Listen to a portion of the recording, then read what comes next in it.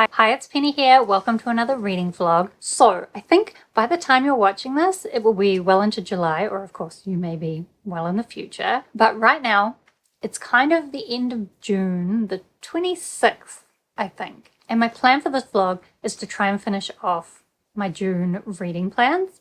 So the 3 books that I have left that were on my TBR that I wanted to read, these 3. And then somewhere along the way, I did also pick up this book. So that would mean this would be the books that I'm trying to read this week. However, this book here, I was planning to read it via audiobook. I haven't been reading that many audiobooks lately because I haven't been going for runs for health reasons. And then also I realized the audiobook doesn't come out until the 3rd of July, which is weird timing because I've had this on my TBR for a long time. And then just as I decide to read it via audiobook, they're just about to put out the audiobook. Is that like it was done for me? Except if it was done for me, it's slightly late. However, 3rd of July probably will be still within this reading vlog, unless I can somehow read these all miraculously fast, which I doubt it. So I might wait for the audiobook and we'll see if by the 3rd of July I feel like going for a run and listening to it. This is like a thriller where this girl like every year chooses a terrible guy to kill or something. This is the kind of book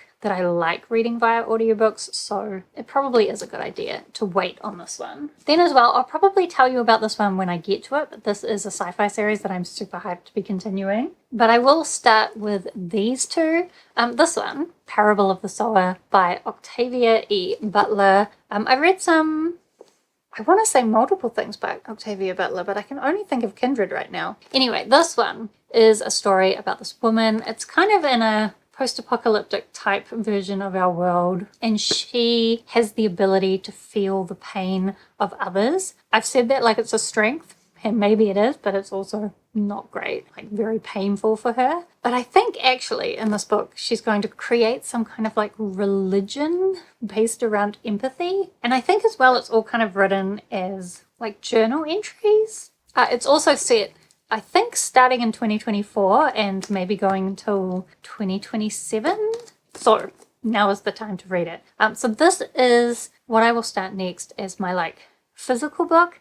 But lately, sometimes I like to read first thing in the morning or last thing at night, but like with the lights off. And so for that, I like to read an ebook, and this I cannot get as an ebook. So what I do have on my Kobo from the library is Wolf's Brother by Lindholm, which is a pen name for Robin Hobb. And this is the second book in a duology called The Reindeer People. And primarily we're following like this young woman and her son. Her son is somewhat different, somewhat neurodivergent, although in this fantasy world, people just see him as somewhat off-putting. Most people, not everyone.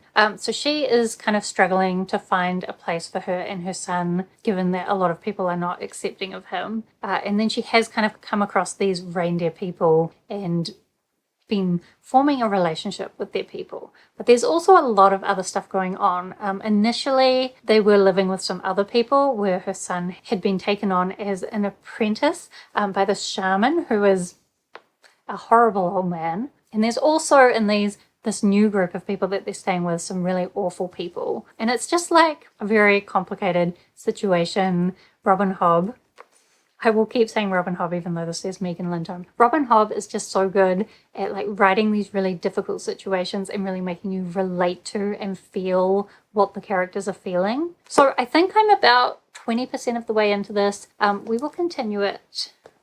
I don't know. Actually, the last few days I haven't been reading early mornings or late at night because I haven't been in the mood, but I have been feeling a little bit better, like I'm getting over the bit of sickness I had, so I'm hoping my brain will be ready to do more reading. Although I will also admit, within arm's reach, I have my Switch because I'm still playing a lot of Hello Kitty Island Adventure. Before I started playing this game, before I got sick, I started playing this while I was sick and I couldn't be bothered doing anything else. Before that though, I was like, I never have enough time to do everything that I want to do. And then now somehow I've fit 2 hours of playing this like every day, at least 2 hours. And I'm trying to pretend that that's not having an effect on how much other stuff I need to do. Although while I was sick, I was letting everything else slide. But I'm trying to pick things up again, but also not put too much pressure on myself because maybe I'm still in recovery mode. I don't know, but let's start with these two books first.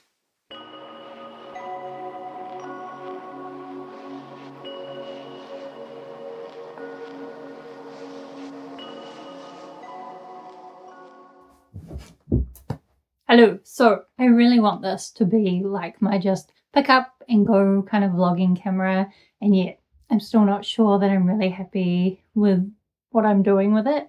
Also, backlighting, not usually the thing, but I just turned it on like this and thought, that looks okay on this little tiny screen, but will it look good when I make it big? Probably not. Anyway, it is several days later, and I would like to pretend that it is because I've been sick, which is, I mean, vaguely true, and I don't really want to get into that, but probably more honestly, the real reason is I've still been playing too much Hello Kitty Island Adventure. I could have done a lot of other things if I hadn't been doing that, but I'm not really that mad about it.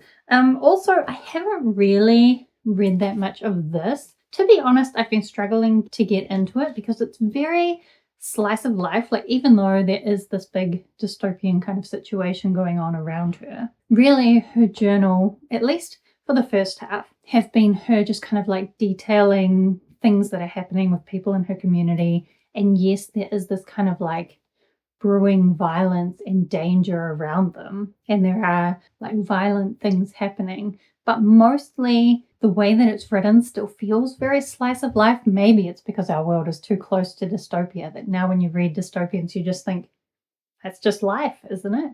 Anyway, just this is a general format. I think also because it's written as journal entries, and so it's always kind of being written like after the fact of the events, and so it doesn't feel like you're there with the character necessarily. But halfway through, things have really started to go badly. I've just realized I keep looking at the screen and I'm meant to look at the camera. Anyway, things have just started to really turn to shit for this girl halfway through, so I'm really hoping that it will get a lot more interesting. You know, I always say I'm not necessarily one for action, but I am one for plot, and I just feel like the plot's been very slow so far. I have enjoyed the setup, and I've enjoyed a lot of the philosophy, even though I can't help but interpret a lot of her like religious ideas as quite delusional. But maybe, I don't want to offend anyone, but maybe that's how I personally feel about religion in a lot of ways anyway. Anyway, the summary is that halfway through this, I'm hoping it will get more interesting. I did also read a little bit of Wolf's Brother the other night before bed, and my Kobo is saying I'm 27% of the way in, so not that far. I haven't actually found my place. I've been reading it on my Kobo, but I haven't found my place in the actual book. I try and find it. Oh, I'm up to here.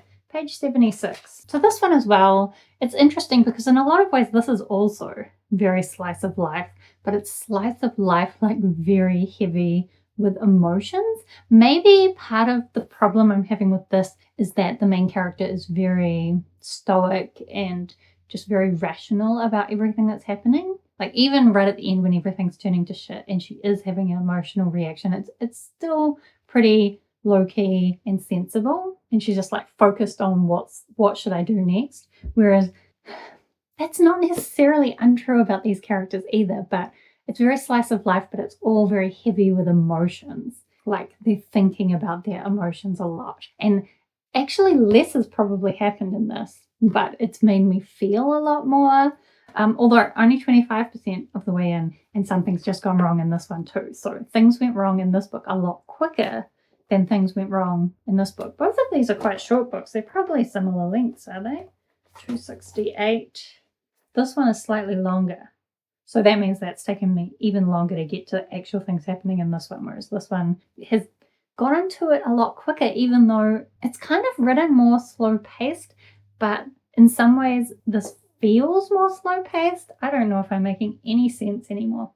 Anyway, things have just gone wrong with this one, and I'm very excited to have some more ebook time to read this, but I've been forcing myself to read this instead when it's not late at night or early in the morning, because otherwise I just feel like I'm not going to pick this up. And I do want to read it. Like, I think this is a valuable read. I like a lot of the ideas in it.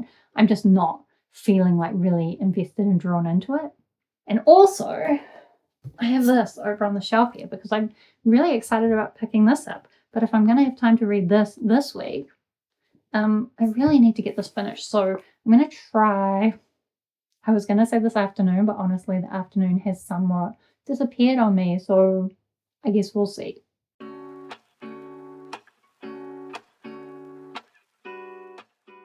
Hello. So I feel like I'm filming in this bubble of light because it's super dark outside. And in fact, it just started raining heavier. I don't think you should be able to hear it, but who knows? It's that kind of day.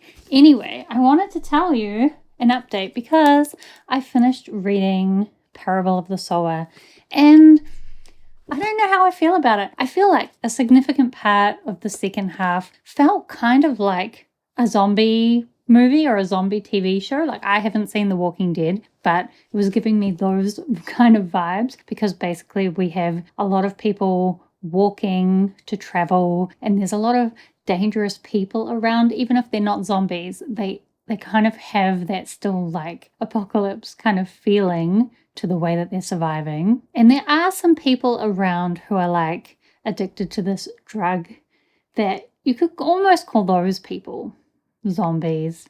They're not, but I don't know, just the way they're walking around defending themselves with guns in this very violent America felt like a zombie show to me. And there were parts where that just felt a little bit too tedious to me. I think as well, like a lot of those zombie apocalypse type shows actually focus on the relationships between the different characters, and that's what this is doing as well. But part of it is that I didn't feel like I knew any of these characters well enough to be connected to them. But also I think part of it is because it's meant to be written like a journal, right? But I struggle to believe that she would write out these full conversations with full dialogue tags in her journal. So like every time I would be invested or like properly engaged in a scene, I would suddenly remember, this is a journal entry. Is this how you would write a journal entry? And it kind of took me out of the story a few times. As well, near the end, there is kind of a romantic type thing,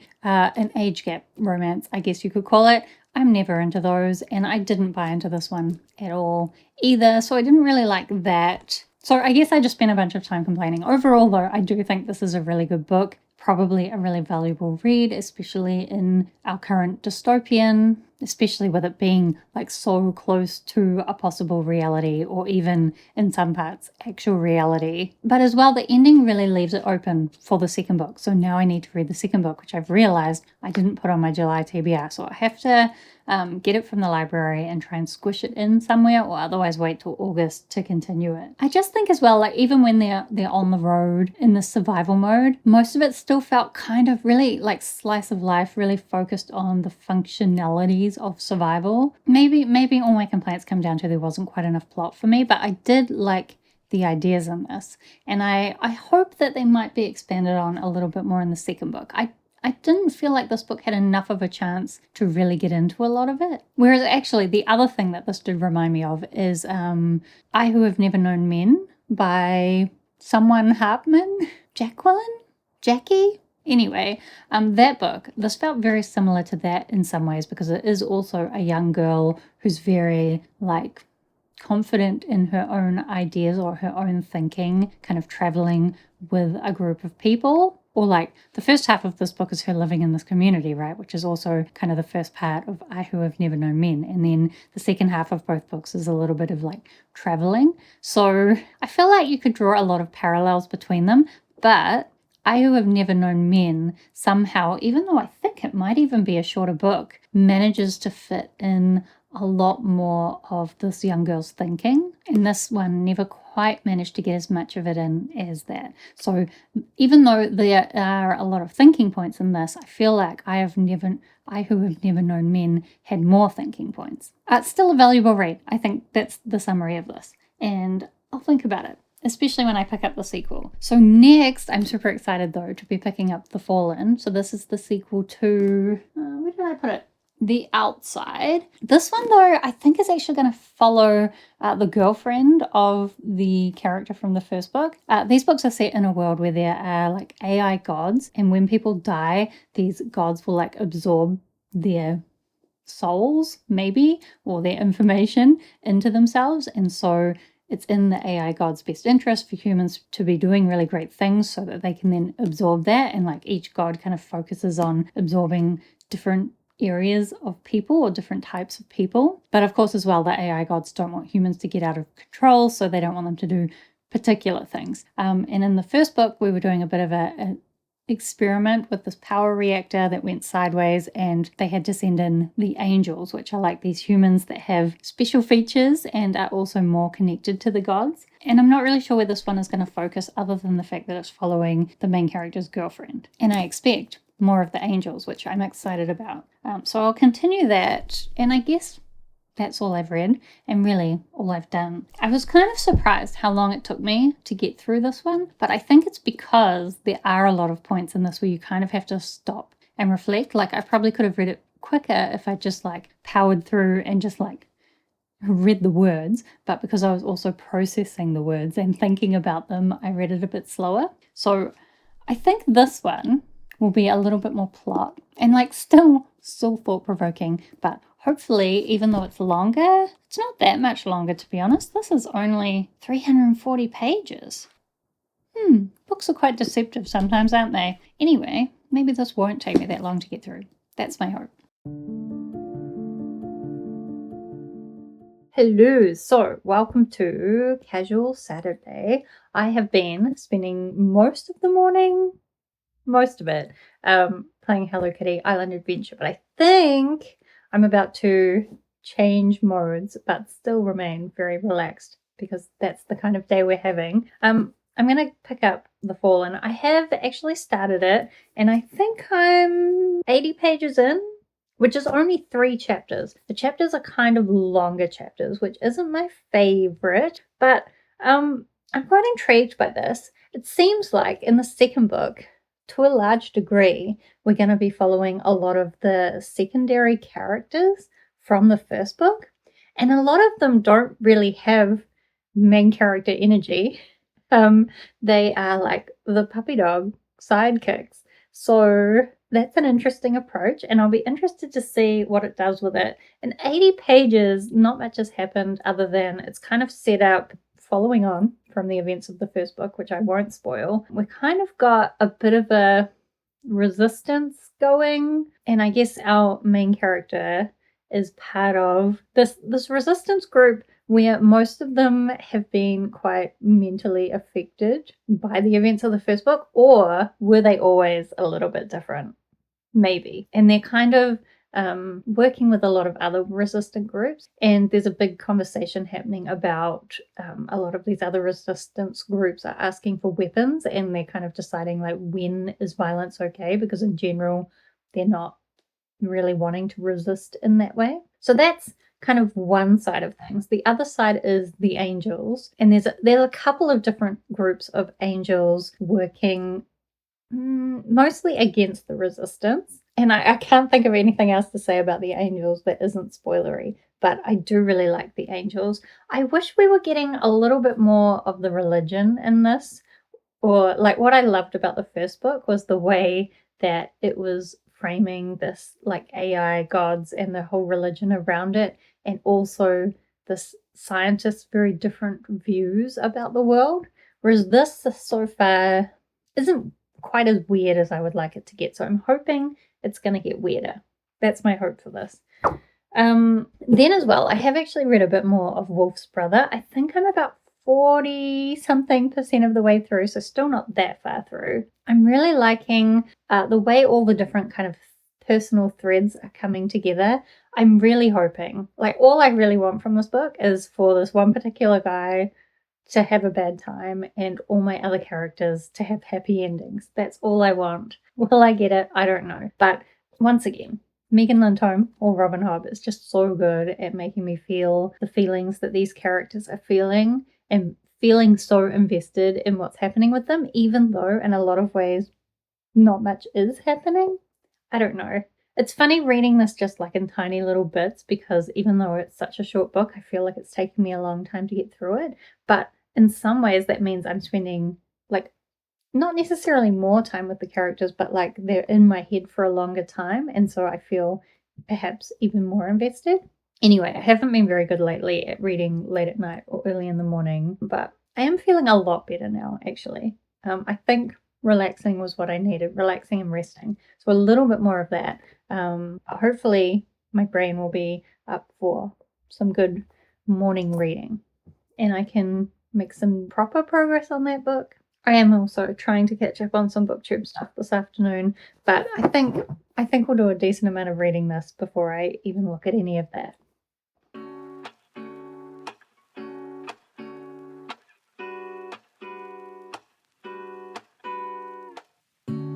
Lazy Sunday mornings, hiding under covers. I don't mind staying in with you. Play your favorite movie, laying right beside me. I don't mind when it's just us two. That corner coffee shop we like to go. Late night walks with you to take me. Hello, so it has been a couple of days since I last updated you. I think partly because I just haven't been reading much. Honestly, still because I'm on Hello Kitty Adventure Island, having a fun time with that. But also, we did go outside. It's been a while, like mostly when we've gone out recently, we've driven, but we're kind of getting back into walking everywhere, which is my preference. Like, that's the benefit of living in a small town is that you can walk everywhere. And usually I like it, even in the freezing cold winter that we're having at the moment. Like, I've got fingerless gloves on because I was trying to do my computer, but my hands were too cold. So it's freezing, but I still like going out and walking if I can. But because I've been sick, I haven't really been. But I think, I don't want to jinx it, but I think I might like actually be better. Like not just pretending like I was before, but actually, hopefully. Anyway, I decided I was trying to finish this by the end of last week, and I just decided to push back all my reading plans by a week because it's just not realistic and I don't want to rush it because I kind of feel like taking my time with this. And also with Wolf's Brother, which I still am reading the ebook of, but I don't think I've even read anything since I last talked to you. But for The Fallen, so I'm now, I think about maybe not quite 2/3 of the way through, but nearly. So about the first half of this was these side characters, and it was just a lot of them like setting up the situation and then them kind of worrying about what they should be doing about certain situations. So part of me was frustrated that it was going a bit slow, but at the same time, I was really enjoying these like internal conflicts that they were having. But still, I'm very excited to have gotten up to, I just got past it, I think, because I read a little bit last night. But about page 200, there is this interlude where things get weird, and I especially love when this book is weird. There's kind of a character struggling a bit with like dissociative identity disorder, and I think this is maybe the best representation I've seen of that in a book. I mean, I don't necessarily have the experience to say that for sure, but often in books, that is played off as like a plot twist or like just some kind of plot point. Whereas in this, it's like integrated into the characters. And yes, it is important for how these characters are interacting with the world and like the different like neurodivergences of this group of characters is kind of what allows them to interact with this weird thing differently from the average person. And so like it kind of is part of the plot, but it's being done much more as like a character exploration and not just kind of like as a cheap gimmick. And I really like it. And there's also, I guess, a lot in here about making allowances for people with different mental needs. Anyway, I'm hoping it's going to get weird from now. That's what I'm really wanting. So we'll see whether I get it. And then as well, I think I said at the start of this vlog that I was going to start the audiobook for They Never Learn. But I remembered that actually when I was in the middle of being sick, I did go for a run and quickly realized that I was not up for running. And during that run, I started Call Me Evie by J.P. Pomare. So I've worked out that this is the last one of his books that I haven't read. So I thought, why not read it? To be honest, I think it's maybe his first book and it's not my favorite, or at least, so I think I'm about a third of the way in. I haven't been for any runs, but I listened to it while I was doing the washing the other day, while I was hanging it out and bringing it in and folding it tends to be a good audiobook listening time as well. So Call Me Evie, it's as is typical in these kind of books, giving us two timelines, the past and the future. In the future, she's kind of in hiding with this man. Sometimes he seems like he's treating her like a captive, and other times less so. He says he's hiding her away because of something she did, but she doesn't really remember it. And so then the past timeline is kind of just her as a young teenager with a crush on this boy, living her life, having friendship dramas. But of course, you're also getting clues in the future timeline as to what's happened in the past, and so you're trying to connect the dots between the two. I'm not necessarily loving the character, but I am enjoying the mystery. It probably didn't help that I started it like 2 weeks ago and then only just started continuing it. But I think I'm going to try and finish that. I don't know when, though, because I don't know. Maybe I'll go for a run soon. Maybe. I don't know. Tomorrow I am going to go to this like regular book sale. It's honestly not usually very good, but I always cross my fingers that there'll be something amazing anyway. But I think Jace is going to come along with me. If he doesn't, maybe I'll listen to my audiobook, but I think he probably will come for the walk, in which case I won't listen to my audiobook, which is fine. I like his company. But anyway, next thing you might get is some B-roll of a little book sale, and probably I won't buy anything though. Dancing to your beat, wanted to blend in, no self-expression, 'cause I wanted you to see I'm not so different, fitting your system so high. Okay, so I did not get any B-roll at the book sale because it was so busy to the point that I actually got really mad about it. Like there were just so many people everywhere, and I think they'd done the aisles so there wasn't enough room for 2 people. So then there were lots of like old people there looking very slowly, and I kept getting trapped between people, and the whole thing was very annoying. But anyway, while I was there, I did get 2 books, which is actually better than I thought I would. Firstly, I got Flowers for Algernon, which I have on my want to read list. And weirdly, my library doesn't have it. So I was thinking, when am I going to be able to get to this? But I got it for $1. Actually, it should have been cheaper. It was in this section where it's meant to be 10 for $1. But I couldn't find any others that I wanted in that section. So I just got 1 for $1, which is still fine. It's not the nicest copy, but it'll do, is what I decided. The other book I got, I probably have less justification for buying it. But also, the more I look into it, the more it's kind of a mystery. So this is Full Fathom 5 by Max Gladstone, which is part of the Craft sequence, which is a bunch of novels. And I found online a bunch of different reading orders. So it seems like you can read it in different orders, not necessarily just publication order, because it's been written more as like completely standalone stories in the world. But you can, if you want, read it in chronological order, which maybe makes more sense than publication order. I found one page which had a whole bunch of different reading orders, basically. And a couple of those reading orders had this one first, so it's a possibility. However, in terms of publication order, my library has books 1, books 2, and book 4 of the series and no others.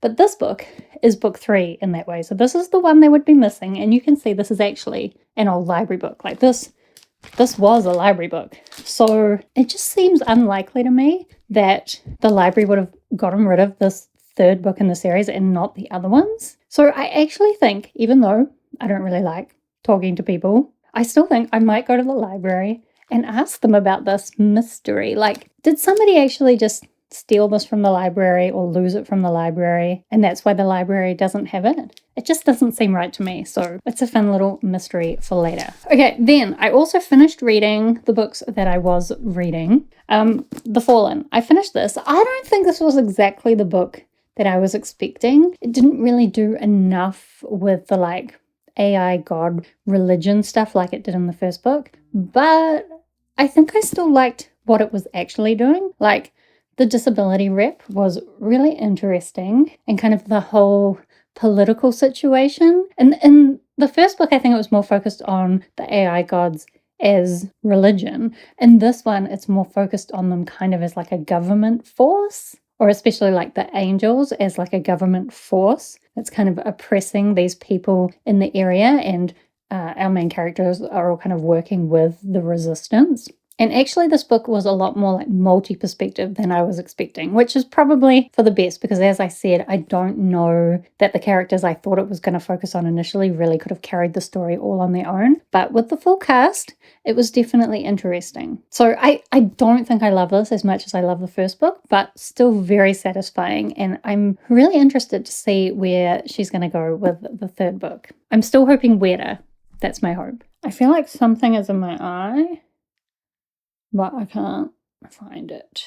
Then I also finished Wolf's Brother. The thing I actually like the most about this is that there is kind of this magical element to the world, like spirit animals. Oh, that's the thing in my eye, is it?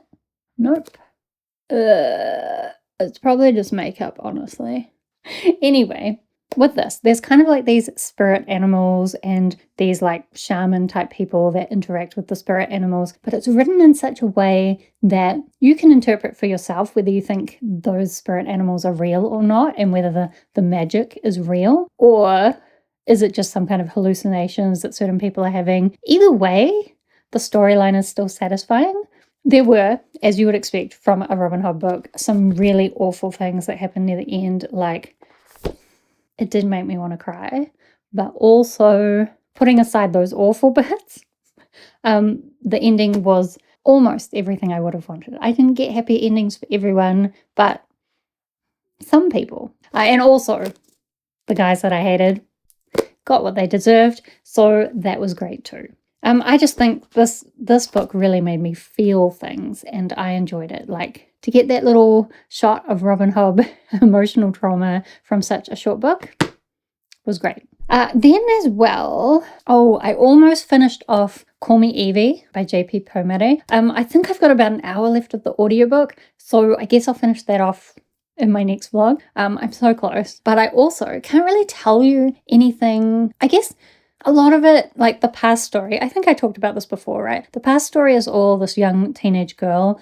I am so bored with this teenage girl's drama. Like, it's serious stuff, but I can't read from teenagers' perspectives in most cases. Sometimes, but this is not one of those cases. And then I'm still so confused. I guess what is keeping me interested is trying to work out what's going on. And I feel like I wish I'd taken more notes, which is sometimes a problem with listening to these kind of books via audiobook, because then you're not really in the position to take notes, like if I'm out running or whatever. And I did go for one run, so yay me, I didn't even die.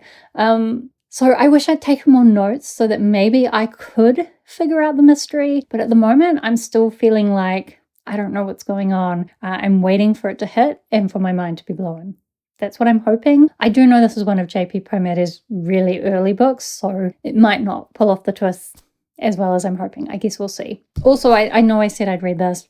Again, actually not in the next vlog, because I've realized I have to read another library book, audiobook first, so soon I'll get to this. I think it's only that other audiobook that I'll read in my next vlog and this one that are those are the only audiobooks I have to read this month, so we should be okay. But to be honest, the books I read in this vlog were from last month's TBR. It's now the 13th of July, and I'm only just going to start my actual July TBR books, and one of those is not actually on my TBR. Yeah.